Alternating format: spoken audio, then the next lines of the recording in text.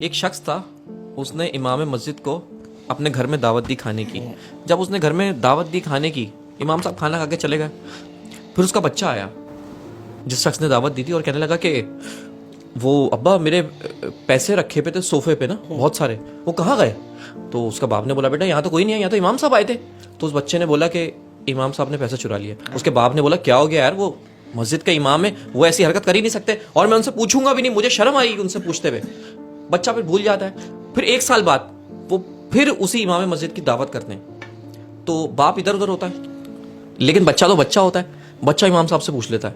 وہ کہتا ہے کہ امام صاحب برا نہیں مانیے گا, جب پچھلے سال آپ دعوت پہ آئے تھے تو میرے صوفے پہ بہت سارے پیسے پڑے ہوئے تھے, آپ کے جانے کے بعد وہ پیسے مجھے ملے نہیں.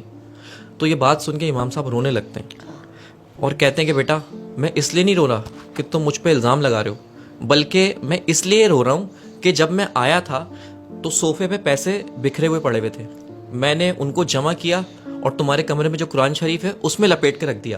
میں نے سوچا کہ قرآن تو انسان روز ہی کھولتا ہے, اس کو پیسے وہاں سے مل جائیں گے, لیکن میں اس بات پہ رو رہا ہوں کہ پورا 1 سال ہو گیا اور تم نے قرآن کھول کے نہیں دیکھا, اور جب بچہ قرآن شریف کھول کے دیکھتا ہے تو وہ پیسے اسی میں ہوتے ہیں.